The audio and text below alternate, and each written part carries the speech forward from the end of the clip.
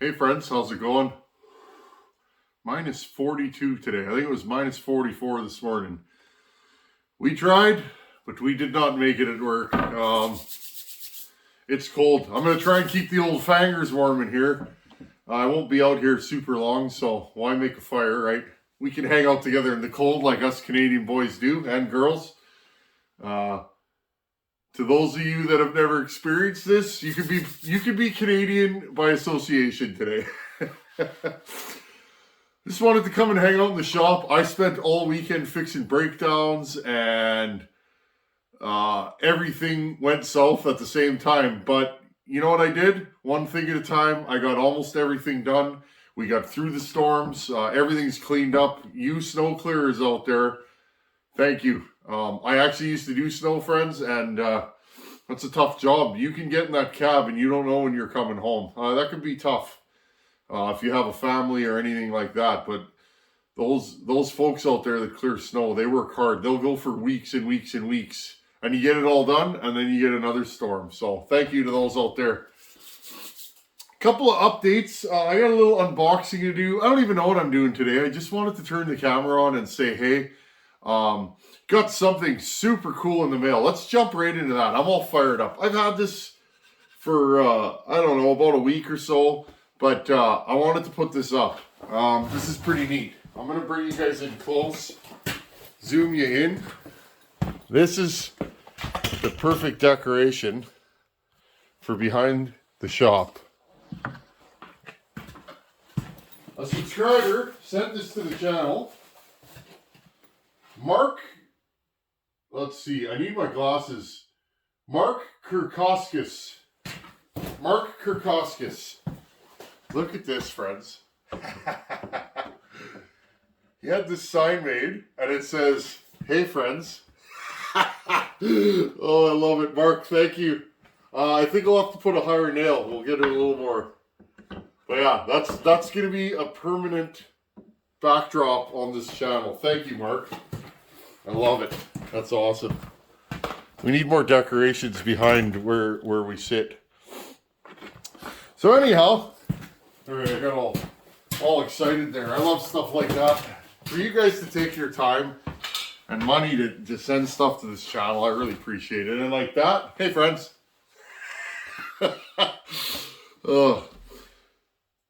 I want to give you guys an update on the Echo 590, the ever-going saga. Friends, sometimes you get a saw that just doesn't cooperate. I put that saw back together. It ran beautifully, friends. Beautifully. I was like, we got it. I was all excited. That saw's been battling me since day one. I've had nothing but issues with that particular build. Sometimes that's how they go. Don't let that get you down. If you have a saw that's messing with you, just keep persevering. Usually you can get it done. This saw will not cooperate. So we raised the upper transfers. We have 20 degrees of blowdown. The saw, I'll go grab it, friends. It's right here. It's back kind of half together. Okay. Okay, I raised the upper transfers. This saw does not spit back through the carb anymore. It'll give one little puff if it's been idling, but that's probably carb tuning. I made it run with that main jet out of a still MS360 036 somewhere. It's out of one of those two saws. Direct fit, I pushed it in. It lines up perfect. There's a little recess in there and then there's a hole through it. Perfect. So that is definitely something that a regular person can do to make this carb unlimited. Okay. That worked good. This saw started idled. You guys saw it in the last video. It took throttle good. And then I put it in the wood. I'm going to put a little clip in here, right here. Listen to this saw, friends. Echo 590. Ran good for a minute. Put it in the wood. Look, it starts.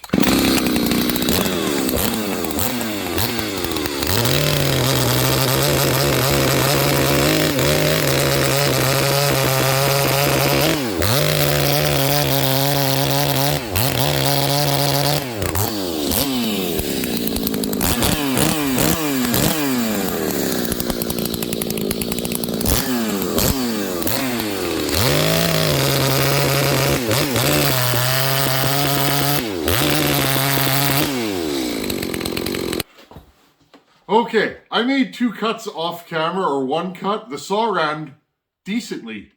I think I made 1 cut. And then the next time I put in the wood, it started running terribly again, friends. And, well, unbeknownst to me, my flywheel key half broke.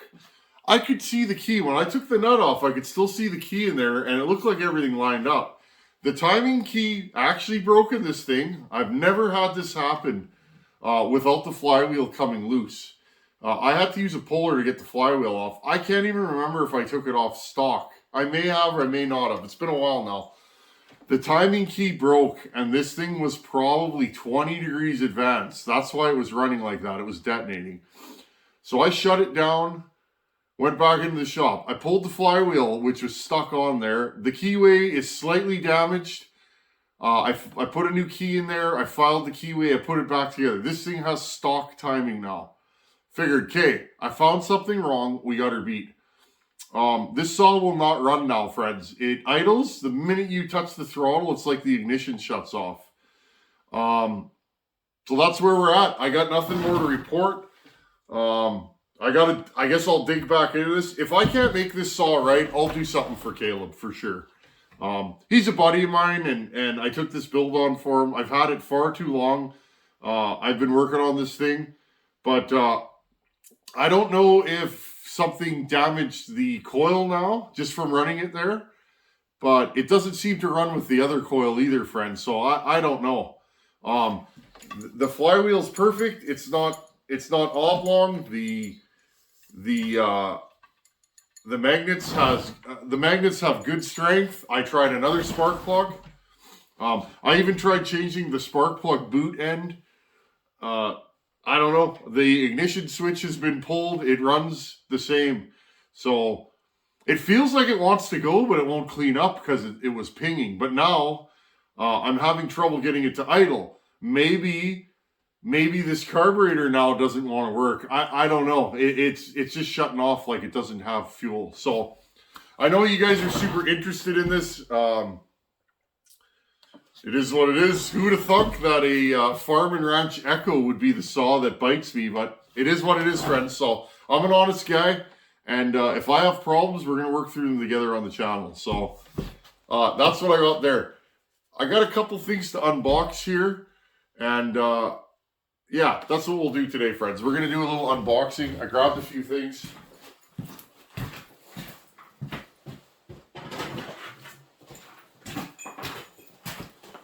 Okay, nothing fancy. I ordered a few parts. You guys ask about what files I use. 732 Oregon. Part number 70502. 12 packs. Okay, these are what I run. Okay, they come in a box like that. Buy them by the 12. I've used other files. These are just the most commonly available to me. So. Made in Switzerland. I don't know if that's good or bad, but so there you guys go. Those are the files I use. Now I also bought another piston stop. I don't know where my piston stop went. I can't find it. I bought another one. Next time we time a saw, we'll do it with one of these generic, $5 piston stops and see. We'll try it that way. I realize the way I do it with the plastic piston stop can be a little trickier. I've been doing it that way for years. It's not always the best way. It's just how I do it. A lot of the stuff I do is just how I do it, friends. And this might be better for some of you out there to use one of these. This will not move. You screw this in and it'll stop it in the same place. So I picked up that. Now we're going to be getting into some higher end builds coming up, and I'm going to be doing a lot more machine work on the channel with some of these builds, not all builds, but I want to do this 394 really warm. That home light build may be machine work and porting. I haven't decided my path on that yet, but my lathe, friends, I'm going to bring you guys in a little bit closer. My lathe it's not the oldest lathe, but it ain't new. That lathe rolled off the assembly line January of 1950. It's right on the bed.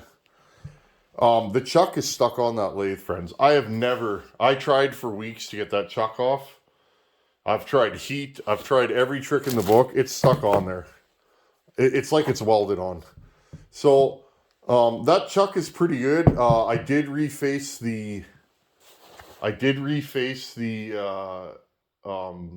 jaws on it once, and I have a new set of jaws. So it's pretty true, but it still has a little bit of run out. So I bought this. This is actually a chuck that you can put in a milling machine. Okay. So my idea is to grab this chuck with my 3-jaw, and then I can tune the run out with this. And I'm hoping this will be a little bit better for grabbing some of these weird shaped pistons. And you know, any of you guys that are into machining know you got to have more and more tooling all the time. This is just a cheap generic one. 4-jaw independent. It's not self-centering. Those of you that don't do machine work, there's 2 kinds of chucks. There's a scroll chuck, meaning when you turn this key, they all turn in and out at the same rate. And then there's an independent chuck, which this is. Each one of these moves at a different rate. Okay, you have to turn each key. And basically what that does is you can literally hold something and tune the run out in the part you're holding. Okay? Which means if you're machining something, you can make it very, very precise. So that's my idea. Yeah, and this actually has some T-bolts, and you can actually bolt it down to a milling machine or whatever if you want to hold a round part. So I picked that up. We'll incorporate this into the channel in the near future. I don't know if you guys noticed it's a little brighter in here. My buddy picked me up some bright lights. I'll show you guys one. They're kind of neat. These things, I think they're like 8,000 lumen, and you can actually adjust them to shine light. So, kind of neat. I'm actually excited. It's really bright in here now.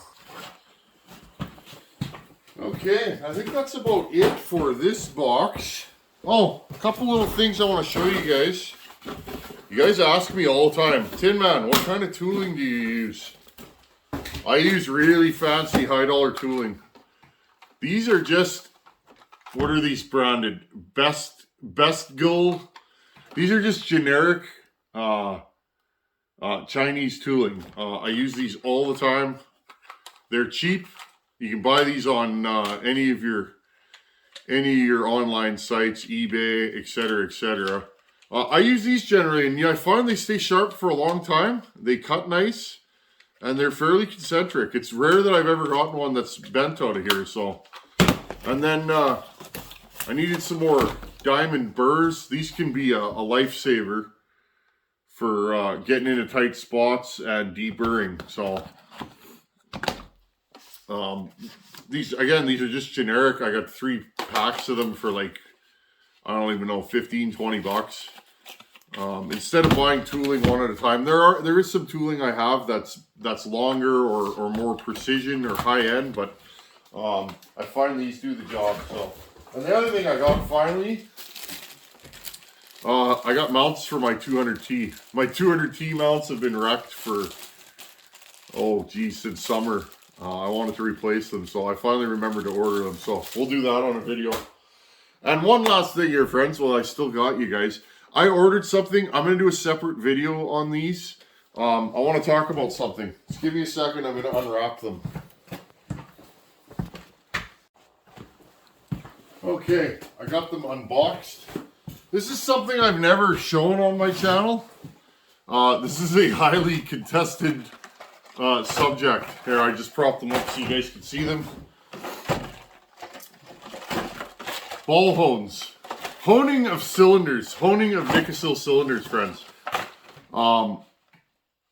I've used these many times. My buddy has a full set. I often will borrow one of his if I got to do a bunch of cylinders, or I'll bring them to him. And I wanted to pick some different sizes up for upcoming projects. These are flex hones. These are 320 silicone carbide. Okay. Often people say you can't hone a cylinder. Now, friends, I have saved and honed many cylinders. I'm going to do a separate video on these. I just wanted you guys to see them. I'm going to do a separate video on these. And let's hone some cylinders on video and have a look at them after. And see what the deal is. Did it wreck the cylinder? Did it put a nice crosshatch on it? Some people say not to hone cylinders. These ball hones, friends, they work miracles. Some of the best saws I've ever built have a honed cylinder. They make better compression. They break in faster.